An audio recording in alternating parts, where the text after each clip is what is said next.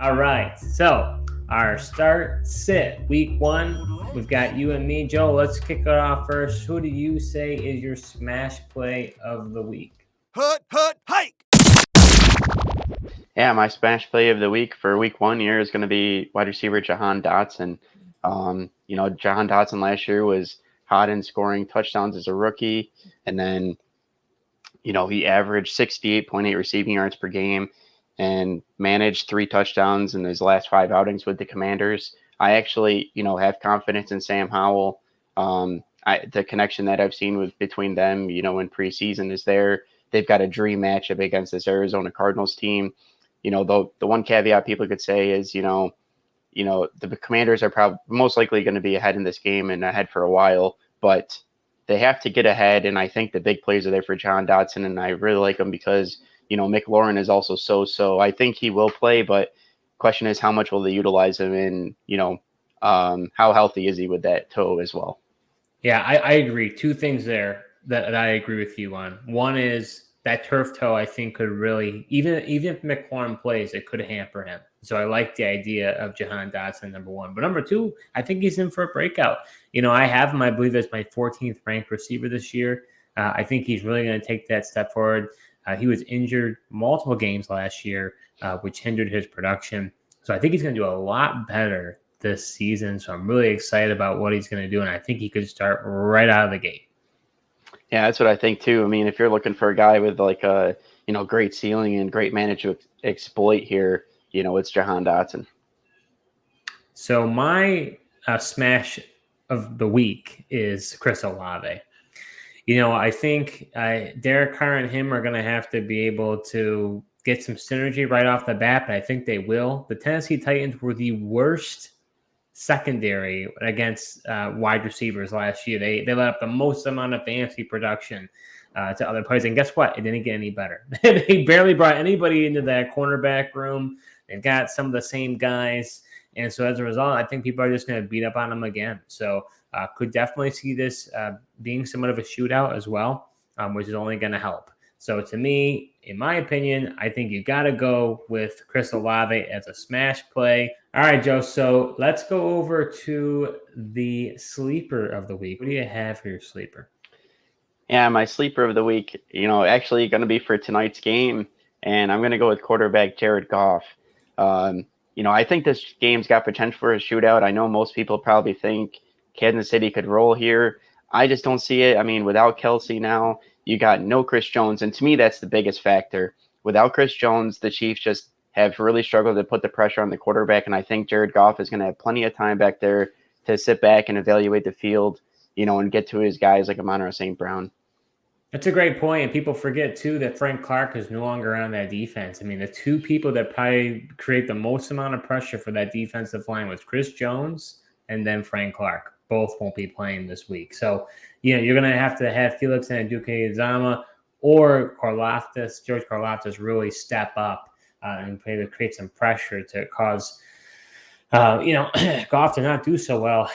This guy was not my sleeper or my smash, but wouldn't be surprised if Jahmyr Gibbs has a big night tonight. Yeah, I was gonna say. I mean, that the Lions' run game's got a lot of potential now, especially without Chris Jones being that force. They don't really have to worry about double teaming up front. So I just think the run game and play action game for the Lions is going to be big tonight. Yeah. So my sleeper for week one is Zach Charbonnet. Wouldn't be a surprise to you, Joe. I'm a huge Zach Charbonnet fan.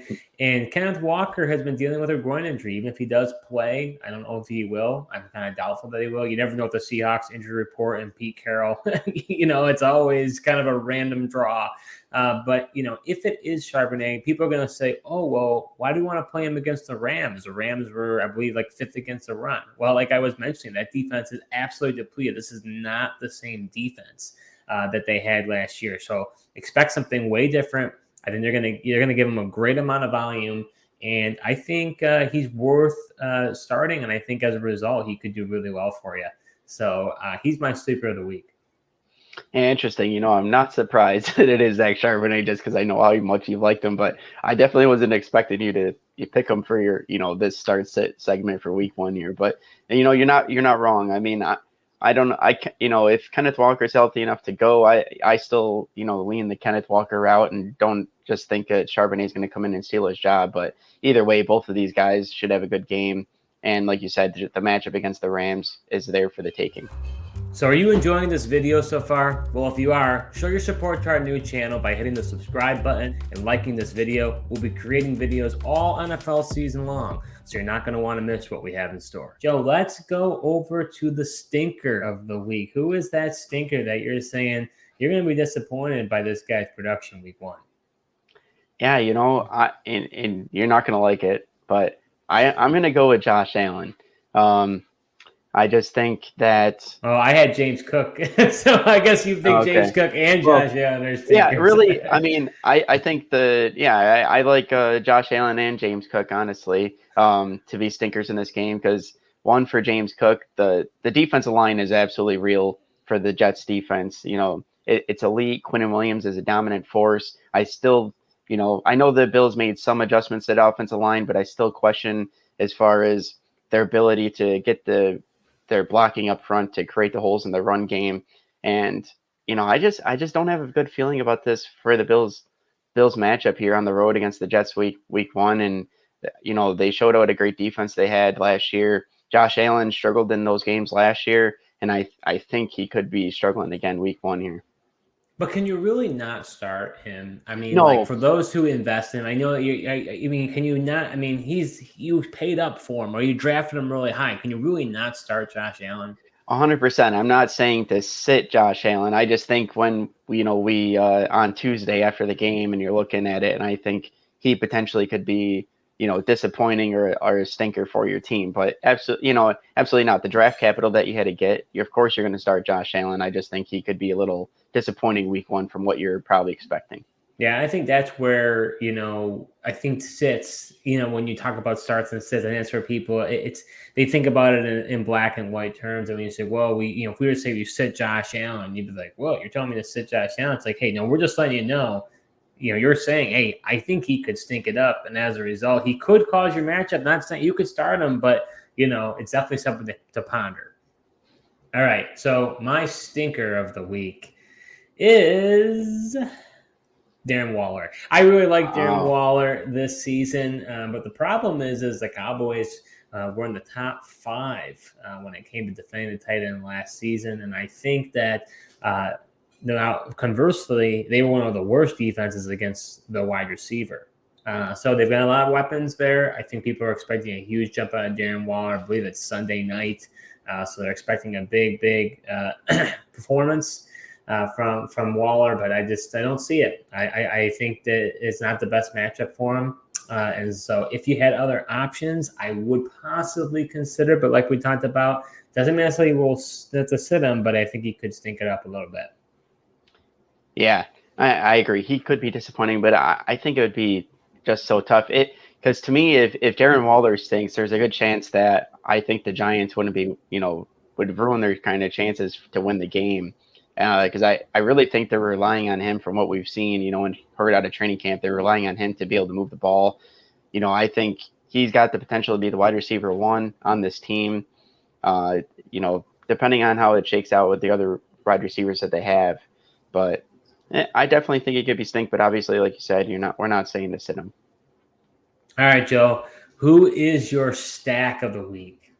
Yeah, my stack of the week is going to be quarterback Trevor Lawrence and wide receiver Calvin Ridley. Now, there's been a lot of hype between these guys, and just the connection that we've seen them have in preseason thus far, is definitely encouraging to me. But then, I checked out the week 1 consensus strength of schedule from PFF, and at the quarterback position, the Jaguars were sitting at 9.6. So from 0 to 10, the closer it is to 10 is a dreamy matchup. They put it in green. Then for the wide receivers, it was a full 10, and I just love the matchup that they have, and they're going to build on that chemistry and come right out of the gates, I think, with a big week this week. He already started seeing Trevor Lawrence take some shots to Ridley. I just wonder if it's going to take a little bit for that tandem to really start being as big as we think they will be, but could definitely see what you're saying happening with that stack. Yeah, I just don't know because you've already seen, like I watched, a few days ago on NFL Live, like Dan Orlovsky was already saying and breaking down the film of how Trevor Lawrence was already throwing with anticipation, and they already had that connection. And he's like, he was pretty surprised that they were able to develop the trust that Lawrence had so quickly. So my stack of the week, this is two guys we've been talking about a lot. You don't know who my stack of the week is, so people will be surprised just as much as you will be when I say who it's going to be. But it's going to be Kenny Pickett and George Pickens. My reason being is I think Pickett, he really showed that he might be taking a step in the right direction in the preseason. And he was one of the best performers of the preseason. San Francisco is coming from West Coast to East Coast to play in Pittsburgh. And Nick Bosa, he's been holding out. Not saying that he won't be in Nick Bosa, but he has not been able to be in training camp, football shape.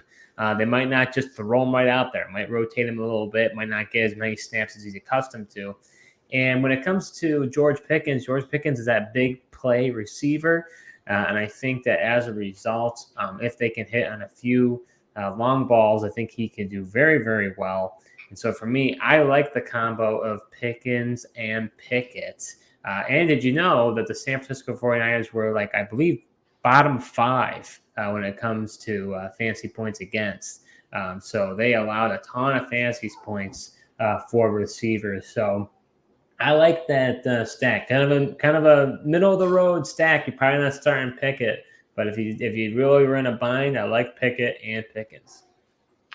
Yeah, well, as far as your stack goes, I'm really not surprised you found a way to get Pickens in here. Like you mentioned, he's a guy that you've talked about a ton and absolutely love this year.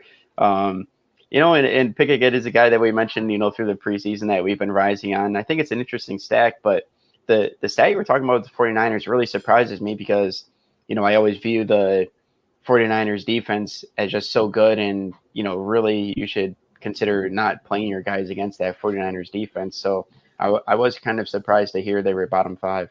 They don't have any stud corners. Javarius Ward, had a really good season last year, but, it's not like they have a lockdown corner down there. But I'm pretty sure that they were, they gave a lot of points up for receivers last season.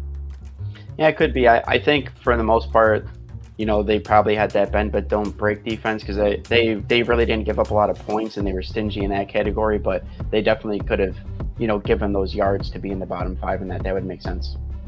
So that does it for our smash, our sleeper, our stinker, and our stack of the week for Joe and I. If you enjoyed this video, be on the lookout. You can hit the notification bell. Like we mentioned, we're going to be doing starts and sits for the rest of the NFL season right before the Thursday night game.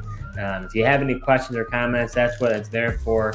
And if you're watching this video not live, then go ahead and join us next Thursday where we go through the starts and sits for week 2. Thank you so much for watching, and until next time.